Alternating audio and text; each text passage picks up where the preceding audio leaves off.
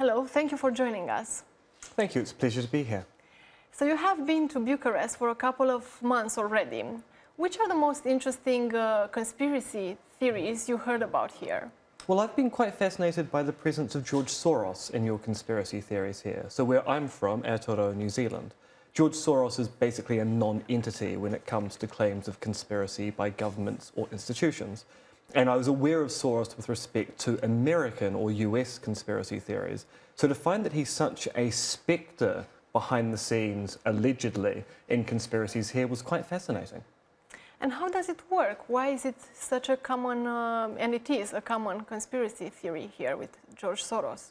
Well, I'm assuming it's in part because Soros has a known and explicit agenda. So George Soros funds a whole bunch of institutions and foundations around Eastern Europe designed to increase transparency and openness in government.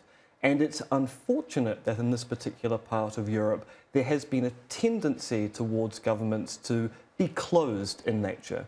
And so Soros is a kind of threat, you might say, to the way that governments work here. And so it's very easy to then use Soros, someone with a known agenda, and blame him for all the ills in society.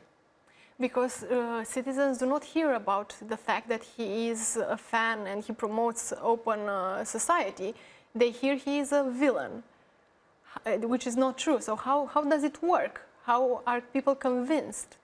Well, in part, some of it's going to be the way the media portrays what's going on with these debates. So what's interesting looking at what's been going on in Hungary with basically the disbanding of the CEU is the way that the government line, especially Viktor Orban's line about Soros being a threat to Hungarian democracy, has basically trumped, and that's an unfortunate word now in English because of what's happening in the US, it's trumped the discussion of what Soros actually does in Hungary. He's been positioned as a villain when defenders of Soros put forward actually know what he's really doing is promoting transparency and openness.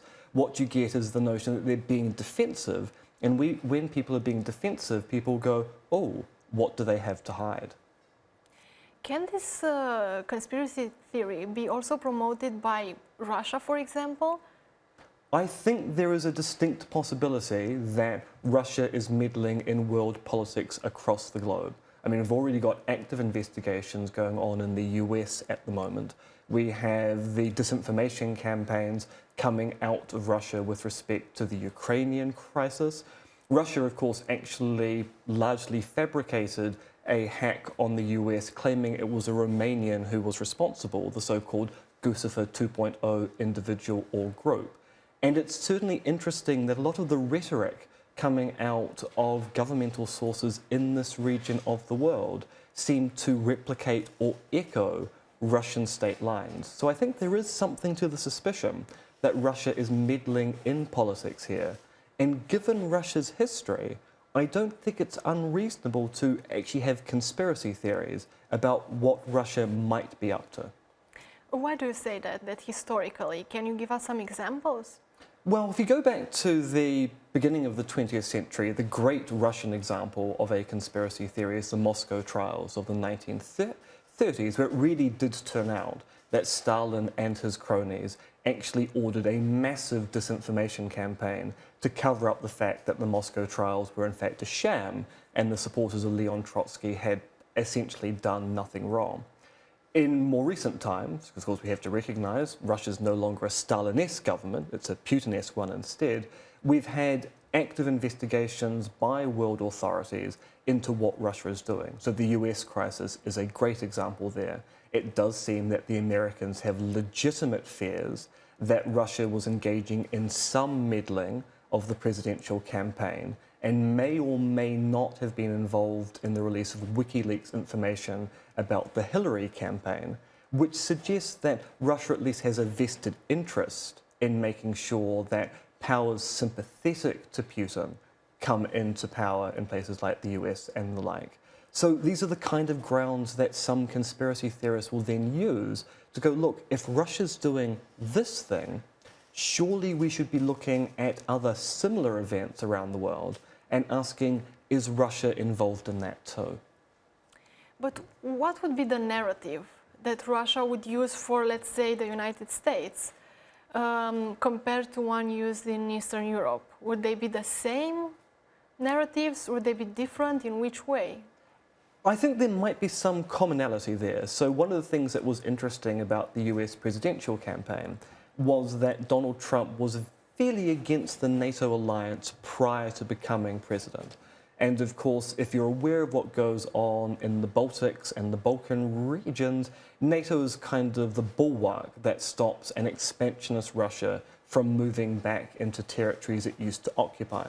So of course, if you have the notion that Russia is in an expansionist mode, then of course it's in Russia's interest that the NATO alliance, if not be defunded, is at least put into disarray of some kind. And so you would want a government which is more likely to be sympathetic to that move to be the one that's, say, in power in the US at any particular point in time. So you can use external influences, say, in the West, to then affect things which are happening in Eastern Europe. Which kind of proofs do we have so far that Russia mingled with conspiracy theories, let's say? Well, so we've got some leak of information coming out of Russia itself. So a few weeks ago, there were a number of news articles, both reported in Russian press and elsewhere, of people who worked in the so-called troll farms in Russia, producing disinformation and misinformation during the American presidential campaign. And these would basically tell all accounts saying that, look, we were being paid to basically put information out on social media that showed a pro-Trump, anti-Hillary bias. So we've got some evidence of that particular kind. But of course, there's also the historical evidence. You can infer the existence of plots and conspiracies by what governments have done in the past.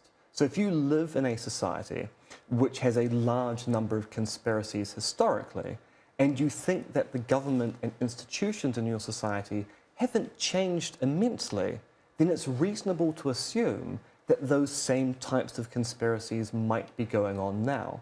Well, so if you come from my region of the world, Australasia, where conspiracies are relatively rare, I wouldn't say they don't ever happen, but they're rather rare compared to, say, this region of the world, then you're less likely to assume a conspiracy is behind some major event or catastrophe.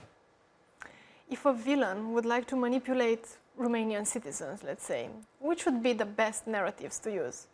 Well, I suspect you'd want to use some notion of the powers around you trying to get at you. So, I mean, Romania is an interesting country with respect to the fact that culturally it's quite different from its neighbours. And so if you wanted to have the idea that there are powers conspiring against you, one of the best ways you could do that would be to show, well, our nearest neighbours who are not like us have an interest in making us more like them. And of course, Romania historically has been occupied by many different powers over many different centuries. And so you can build upon the, look, they've tried to take us over before, we've managed to keep our culture in the interim, but now, of course, they could be trying it again. And so you get that kind of xenophobic nationalism and populism, which unfortunately we're kind of seeing as a recurrent threat both in Eastern and Western Europe at this time. And who are the people most prone to believing in conspiracy theories? Well, there are kind of two classes of people who believe in conspiracy theories. So no one disputes that there are psychological factors that might make you predisposed to see conspiracies where conspiracies don't exist. So there is going to be at least a subset of people who have a psychological disposition to infer the existence of a conspiracy based on little to no evidence. But there are also going to be the historically and politically literate, people who know a lot about their history or about politics in general, who are going to go, well, look, the history of human civilization has been filled with people conspiring to gain power or conspiring to deny other people power. And they'll go, I want to know what kind of society I live in. And once again, in Romania, you might take your recent political history as indicating that maybe the government is engaging in backroom deals of a conspiratorial nature. Whilst in Aotearoa, New Zealand, you might go, well, it's a more open society. We think it's less likely a major conspiracy is going on there now. So yes, there are two types of people, those who are psychologically predisposed towards belief in conspiracies, and those who are historically literate, who will use that as evidence for claiming, look, it's at least reasonable to assume there might be conspiracies going on now. We should investigate them. So it's correct to say that people who are educated as well can easily or might believe in conspiracy theories? Well, I'd go so far to say that if you are highly educated, you are a conspiracy theorist of some stripe, because every one of us, if we're historically literate, will believe in some theory about a conspiracy. So if you're historically literate about Russian history, you'll know that the Moscow show trials were the result of a conspiracy by Stalin's government. If you're interested in Roman history, you'll be aware that there was a conspiratorial cabal that assassinated Julius Caesar. We're all conspiracy theorists of some stripe. The issue is, how do we judge and appraise the particular conspiracy theories we hear on a day-by-day basis? Give us examples of conspiracy theories which are dangerous for our societies nowadays. Well, I suppose there are two classes of conspiracy theory which is dangerous. There's the conspiracy theory which claims that there are powers outside of our nation states or our global order which are trying to undermine our way of life. And so those are the conspiracy theories being often proposed by politicians in a nationalist and populist fashion to try and generate a kind of xenophobic response, to try and drive nationalism. And they're dangerous for the sheer fact that often those conspiracy theories are being promoted by people in power or people who want to be in power, the Marine Le Pens of our world or the Geert Wilders of our world. But there's another class of conspiracy theory, and this might be taken to be a bit of a stretch, and this is the conspiracy theory that tells us that we should dismiss conspiracy theories, because there's a tendency, particularly in the academic literature, to go, look, conspiracy theories are believed by odd people. They're believed by crazy people or irrational people. And so because of that, when you hear a conspiracy theory, you should just ignore it. It's unlikely to be true. But history has shown that sometimes those conspiracy theories have turned out to be true. And if they had been investigated seriously at the time, we potentially could have stopped grave injustices. I mean, one of the great examples in recent history is the invasion of Iraq in 2003.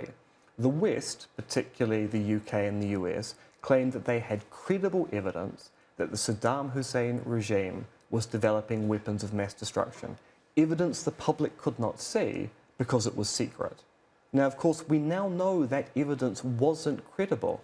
But the people who were detractors of that view were described by Tony Blair and George W. Bush as being conspiracy theorists, even though many of them were right.